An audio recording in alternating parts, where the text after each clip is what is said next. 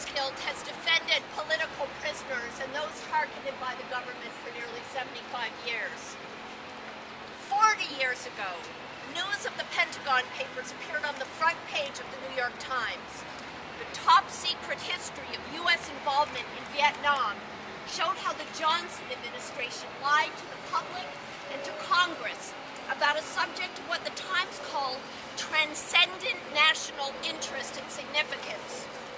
40 years later, the man who had the courage to share these papers, Daniel Ellsberg, is a hero to those who care about exposing truth and holding our elected leaders accountable. The Oscar-nominated documentary about Ellsberg, The Most Dangerous Man in America, showed that he was dangerous to all those in power who put government secrecy above the welfare of the country and its people. He was so dangerous that Richard Nixon sent men to break into his psychiatrist's office to find information to discredit him. When the break-in became public, it added to the list of many illegal acts that ultimately forced Nixon to resign. Today, Bradley Manning is the most dangerous man in America. The Pentagon's treatment of him is intended to scare into silence others who may consider exposing violations of military regulations and international law. That's right. The government's confinement of Manning, the torture of this 22-year-old man of conscience, is the modern-day equivalent and grotesque escalation of the illegal activities the Nixon administration committed 40 years ago. Washington will go to extreme measures, including torture, to intimidate future whistleblowers who want to follow their conscience and be true to the founding values of this country. When State Department spokesperson P.J. Crowley criticized Manning's conditions of confinement, the White House forced him to resign. Crowley had said the restrictions were ridiculous, counterproductive, and stupid. Obama, on the other hand, had assured the country he was being treated properly. Why? Because that's what the Pentagon told him. The National Lawyers Guild maintains that exposing war crimes is not illegal. It is moral. In his brig at Quantico Marine Corps Base in Virginia, Bradley Manning is being subjected to torture at the hands of the U.S. government and facing a capital charge, accused of disclosing a classified video showing troops in Iraq, American troops, shooting civilians from an Apache helicopter in 2007. 11 people were murdered, but no charges have been filed against the soldiers who committed the killings, or more significantly, their superiors who ordered them. In stark contrast, this young man who served his country is subjected to 24-hour solitary confinement for nearly a year. 40 years ago, the publication of the Pentagon Papers caused an uproar and condemnation that resulted in the president leaving office. In the name of justice, we must make our voices heard today on behalf of all of those who have been silenced. That's Thank right. you. Amen. Free Bradley Manning! Free Bradley Manning! Free Bradley Manning! Free Bradley Manning! 5 minutes. All right. I want to tell you guys a little bit of chronology that I think is very telling and which illustrates what's wrong with this nation and all others. A few months ago, a fellow named Aaron Barr, CEO of the federal contracting company H.B. Gary, went to the Financial Times and claimed he had discovered the leadership of Anonymous. Most of this was incorrect information, and we let him know that through a sarcastic press release proclaiming defeat. The next day, we launched an investigation at H.B. Gary, by which we went into their servers, acquired all their emails, acquired all their files, released them onto the internet so that everyone could see them for themselves. We hacked into his personal email account, we hacked into his iPad, wiped his iPad, and thereafter continued to hassle him as we continued to learn more about what he was planning to do with government money against us and against other parties.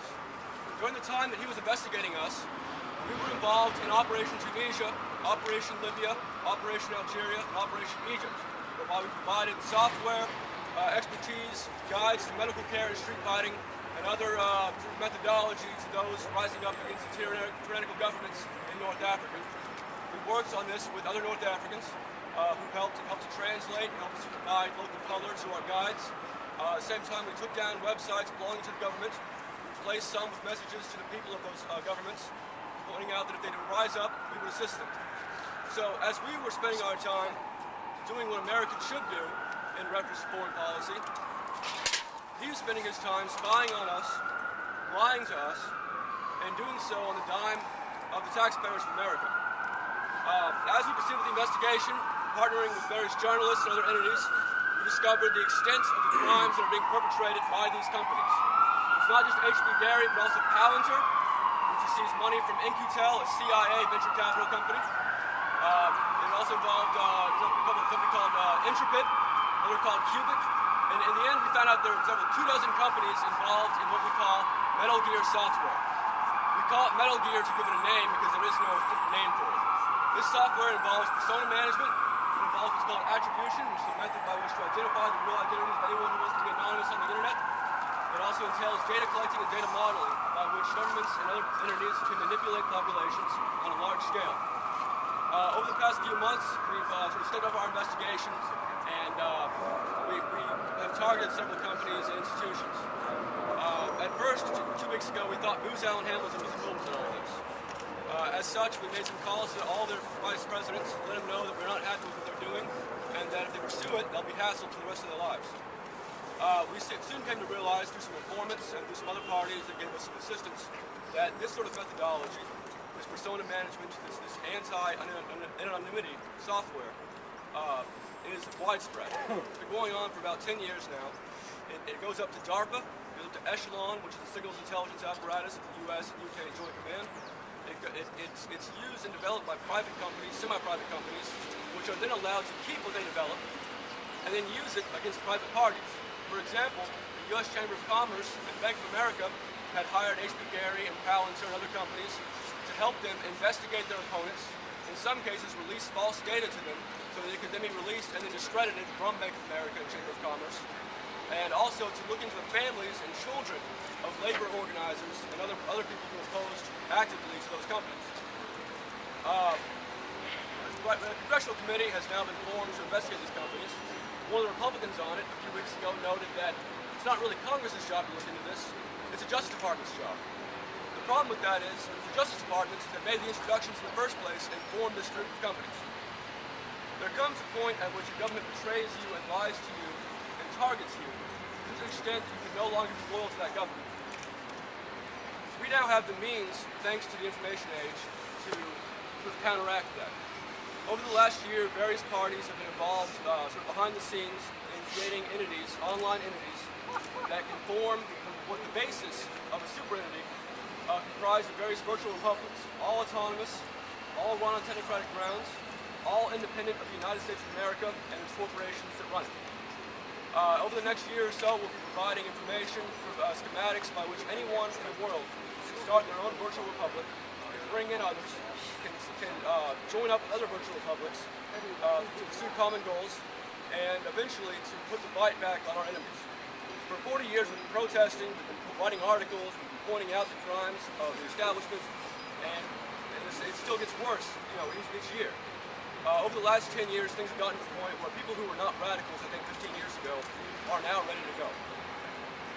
Over the next year, as I said, we'll be providing more information on this. It's obviously, doesn't come all at once, but I think you'll be happy with what we find and what we can demonstrate in terms of our abilities to fight back against those who started it. Thank you. That's right. Yes!